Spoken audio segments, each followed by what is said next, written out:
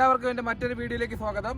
ഇന്നത്തെ എൻ്റെ വീഡിയോ എന്ന് പറയുന്നത് ഒരു ഡോഡ്ജ് ചലഞ്ചർ നിങ്ങളെ പരിചയപ്പെടുത്തുക എന്നുള്ളതാണ്. ഒരു എക്സ്പെർട്ട് റിവ്യൂ ഒന്നും ആയിരിക്കില്ല, എന്നാൽ നമുക്ക് വീഡിയോയിലേക്ക് കടക്കാം.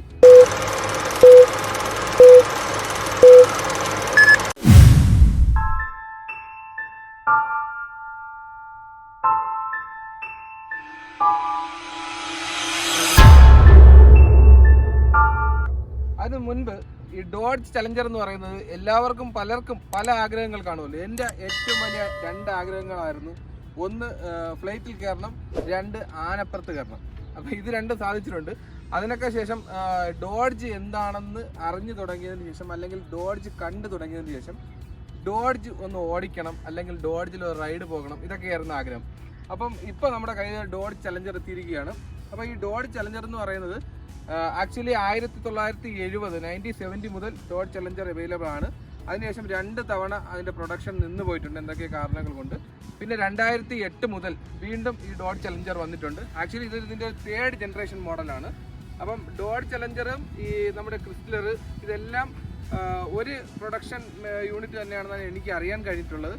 എല്ലാം ഒരേ അമ്മ പെറ്റ മക്കൾ പോലെയാണ്. ഡോഡ്ജ് ചലഞ്ചർ, ക്രിസ്റ്റലർ, അല്ലെങ്കിൽ മുസ്താങ് മാത്രമാണ് വ്യത്യാസമുള്ളത്. ചലഞ്ചർ SXT മോഡലാണ്, അതായത് നമ്മുടെ V6 എഞ്ചിൻ്റെ ഒരു ടോപ്പ് മോഡൽ വണ്ടിയാണ്. അപ്പം ഇത് ഇന്ത്യൻ മണി ഏകദേശം ഒരു 32 മുതൽ 40 ലക്ഷം രൂപയുടെ അകത്ത് വരെ നിൽക്കും. പക്ഷേ ഇതിന് മാസ് ലുക്ക് കൊടുക്കുന്നത് എന്താണെന്ന് അറിയാമോ? ഈ വണ്ടിക്ക് ഈ ഫ്രണ്ട് വ്യൂ ഉണ്ടല്ലോ, നമ്മൾ നോക്കുമ്പോൾ നമുക്ക് കാണാൻ സാധിക്കും. ആ ഹെഡ്ലൈറ്റ് 2 ഹെഡ്ലൈറ്റ് ഈ സൈഡിൽ, 2 ഹെഡ്ലൈറ്റ് ആ സൈഡിൽ. അതിൽ അകത്തെ 2 ലാമ്പുകൾ ഓറഞ്ച് ലൈറ്റാണ്. അപ്പോൾ ഈ വണ്ടി ബാക്കിൽ നിന്നൊക്കെ വരുമ്പോൾ ഫ്രണ്ടിൽ നിന്ന് പോകുന്ന വണ്ടിയുടെ സൈഡ് മിററിൽ കൂടെ നോക്കുമ്പോഴത്തേക്കും ആ ഓറഞ്ച് ലൈറ്റ് കത്തി കിടക്കുമ്പോണ്ടല്ലോ, അപ്പോൾ മനസ്സിലാവും വരുന്നത് കലിപ്പനാണ്. അത്ര മാസ് ലുക്കാണ്. അതുപോലെ തന്നെ നിങ്ങൾക്ക് കാണാൻ സാധിക്കും, ഈ കാണുന്ന സ്കൂഫ് ഉണ്ടല്ലോ, ഇത് നല്ല ചരിഞ്ഞാണ് ഇരിക്കുന്നത്, നമ്മുടെ ഒരു ഐബ്രോ പോലെ. അപ്പോൾ നമ്മുടെ ഐബ്രോയ്ക്കകത്ത് നമ്മുടെ കണ്ണുകൾ ഇങ്ങനെ തള്ളിയിരിക്കുന്ന ഒരു ഫീൽ, ഒരു രക്ഷയുമില്ല. മാസ് ലുക്ക്, കലിപ്പ് ലുക്ക് ഈ വണ്ടിക്ക് കൊടുക്കുന്നത് ഈ ഫ്രണ്ട് വ്യൂ തന്നെയാണ്. അത് കഴിഞ്ഞ് നമുക്ക് ഈ സൈഡിലേക്ക് പോകാം. സൈഡിലേക്ക് പോകുമ്പോൾ ഇതൊരു മസിൽ സീരീസ് വണ്ടിയാണ്. അതുകൊണ്ട് തന്നെ നമുക്ക് കാണാൻ സാധിക്കും, ആ മസിൽ ലൈൻ നമുക്ക് വ്യക്തമായി കാണാൻ സാധിക്കും. വളരെ സ്ട്രോങ് ആയിട്ടുള്ള ഒരു മസിൽ ലൈനാണ്. അതുപോലെ തന്നെ ഈ ഫ്യൂവൽ റീഫിൽ ക്യാപ്പ് ഉണ്ടല്ലോ, ഇതും സാധാരണ വണ്ടികൾക്കൊക്കെ വരുന്നത് ബോഡിക്ക് ഫ്ലഷ് ആയിട്ടുള്ള രീതിയിലാണ് അത് കൊടുക്കുന്നത്. പക്ഷേ ഇവിടെ അവർ അതും ഒരു മസിൽ ഫീൽ കിട്ടാൻ വേണ്ടി, മസിൽ സീരീസ് വണ്ടിയാണല്ലോ, അവർ വളരെ നല്ല രീതിയിൽ എടുത്ത് കാണിക്കുന്ന രീതിയിലാണ് കൊടുത്തിരിക്കുന്നത്. അതൊരു അന്യായ ലുക്കാണ് വണ്ടിക്ക് കൊടുക്കുന്നത്. അതുപോലെ തന്നെ നമുക്ക് ബാക്ക് വരുന്നതിന് മുമ്പ് നമുക്ക് ഈ സൈഡ് വ്യൂ നമുക്ക് കാണാം. ഈ സൈഡ് വ്യൂ എന്ന് പറയുന്നതും ആ ഒരു റീഫിൽ ക്യാപ്പ് ഇല്ലെന്ന് ഒഴിച്ചു കഴിഞ്ഞാൽ ബാക്കി എല്ലാം സെയിം തന്നെയാണ്. ആ മസിൽ ലൈനും എല്ലാം സെയിം തന്നെയാണ്.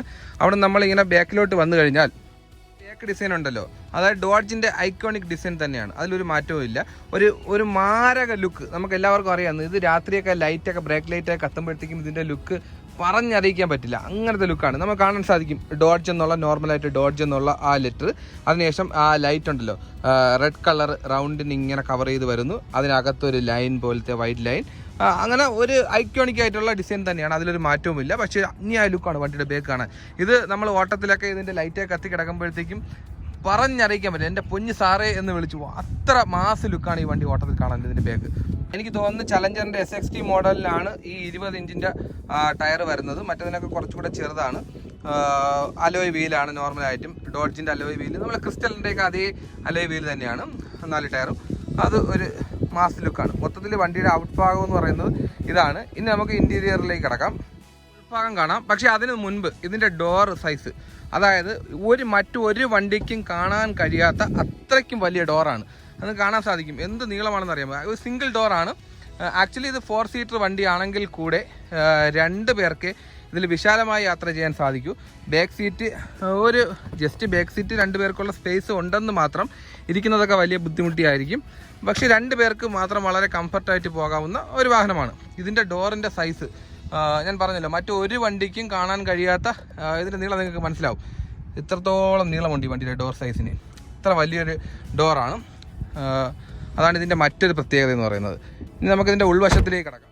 അപ്പോൾ ഡോറ് നമ്മൾ ഓപ്പൺ ചെയ്യുമ്പോഴത്തേക്കും നമുക്ക് ആദ്യം കാണുന്നത് മറ്റെല്ലാ വണ്ടികൾക്കുള്ളത് പോലെ തന്നെ ഇവിടെ ഗ്ലാസ് താക്കാനും പൊക്കാനുള്ള 2 സ്വിച്ച്, ലോക്ക് അൺലോക്ക് ബട്ടൺ, അതുപോലെ സൈഡ് മിററിൻ്റെ left right side mirror adjusting. ഇതിൻ്റെ ഡോറ് തുറക്കുന്ന ഇതിവിടെയാണ്. സാധാരണ ഇവിടെയാണല്ലോ വരുന്നത്, ഇതിവിടെയാണ്.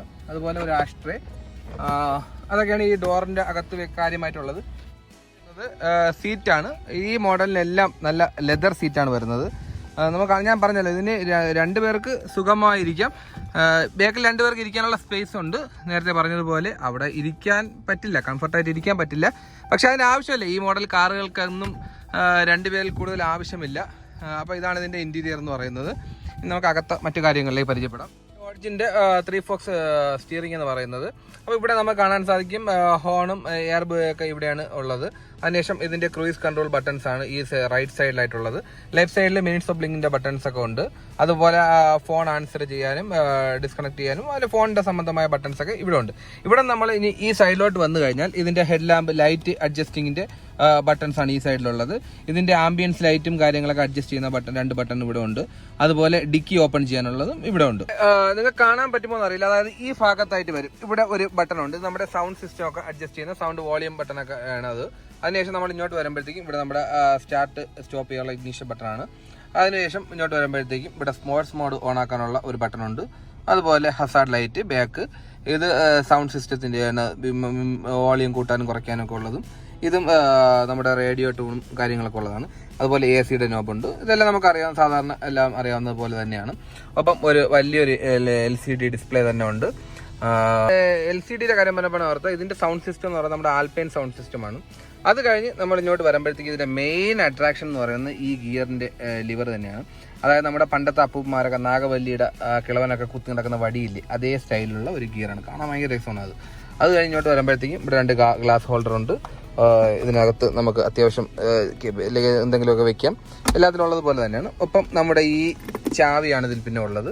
അതിൽ ഈ ഒരു സൈഡിൽ ഡോഡ്ജ് എന്ന് എഴുതിയിട്ടുണ്ട്, മറു സൈഡിൽ unlock, lock, dicky open, panic എന്ന് പറയുന്ന എല്ലാവർക്കും അറിയില്ല പാനിക് എന്നാണ്. അങ്ങനെ ഒരു ബട്ടൺ കൂടെ ഉണ്ട്. ഒപ്പം എന്ന് പറയുന്നത് ഈ കാണുന്ന എല്ലാത്തിനുള്ള ഒരു ഡാഷ് ബോർഡ്. ബാക്കിയെല്ലാം നോർമൽ തന്നെയാണ്, എല്ലാത്തിലും ഉള്ളതുപോലെയാണ്. ഇത്രയും മനോഹരമായ ഒരു ഇന്റീരിയർ ഡിസൈനാണ് ഈ വണ്ടിയിലുള്ളത്. ഇതൊക്കെ തന്നെയാണ് ഇതിന്റെ ഇന്റീരിയർ എന്ന് പറയുന്നത്. ഒപ്പം ഒരു കാര്യം കൂടെ, ഇതിന് ഹാൻഡ് ബ്രേക്ക് അല്ല, ഇവിടെ കാല് കൊണ്ട് അഡ്ജസ്റ്റ് ചെയ്യുന്നതാണ്. പുഷ് ചെയ്യണം. ഫുഡ് ബ്രേക്ക് എന്ന് പറയും. അതുപോലെ ആക്സിലേറ്ററും ബ്രേക്കും തന്നെയാണ് ഓട്ടോമാറ്റിക് വണ്ടിയുടെ സിസ്റ്റം. അതുപോലെ ഇവിടെ ഒരു ടോപ്പ് ഓപ്പൺ ചെയ്യാനുള്ള ഒരു ഓപ്ഷനും കൂടെ ഉണ്ട്. മെയിനായിട്ട് ആ ഗ്ലാസ് ഓപ്പൺ ചെയ്യാൻ സാധിക്കും. ഇതൊക്കെ തന്നെയാണ് ഇതിന്റെ ഇന്റീരിയർ എന്ന് പറയുന്നത്. അപ്പോൾ ഇതിന്റെ ഒരു എഞ്ചിൻ ഭാഗം എന്ന് പറയുന്നതാണ് നമുക്ക് കാണാൻ സാധിക്കും. ഒരു 3.6 ലിറ്ററിന്റെ ഒരു എഞ്ചിനാണ്. ഫുൾ കവറിംഗ് ആണ് വെച്ചിരിക്കുന്നത്. ഒരു V6 മോഡൽ എഞ്ചിനാണ്. ഫുൾ കവർ ചെയ്ത് ഒന്നും കാണാൻ പറ്റത്തില്ല, ആ രീതിയിലാണ് ഒരു എഞ്ചിനൊക്കെ സെറ്റ് ചെയ്ത് വെച്ചിരിക്കുന്നത്.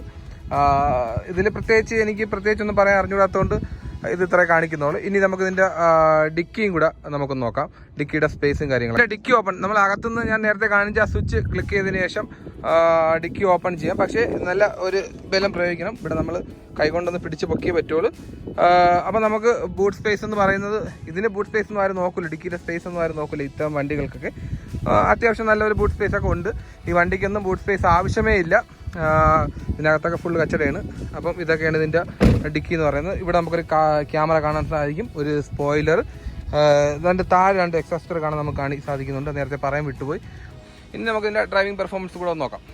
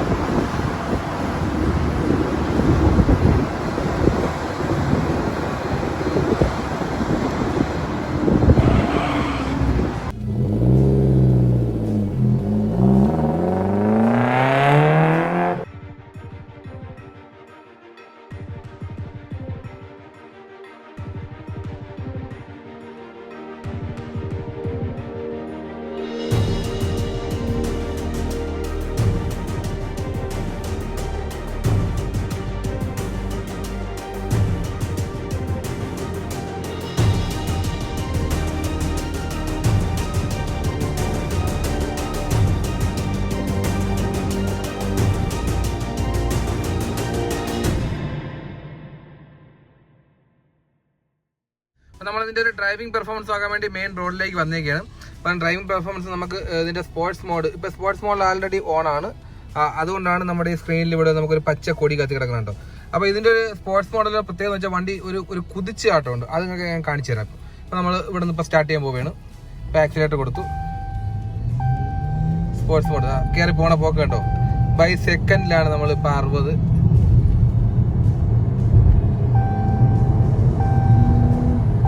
കാണാൻ സാധിക്കും. അതാ വണ്ടിക്ക് ഒരു ചലനമില്ല, കുലുക്കമില്ല. അപ്പോൾ നമ്മൾ ഇതാണ് ഇപ്പോൾ അതിൻ്റെ ഒരു സ്പീഡ് എന്ന് പറയുന്നത്.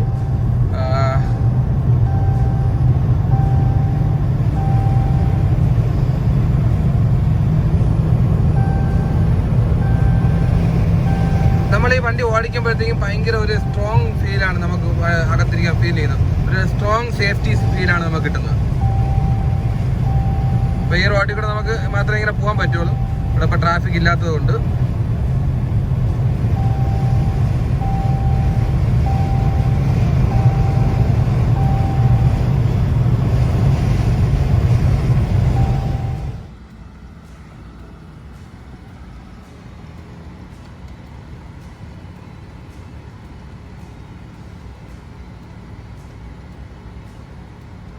ഫ്രണ്ട്സ്, അപ്പോൾ ഇന്നത്തെ വീഡിയോ ഇവിടെ അവസാനിക്കുകയാണ്.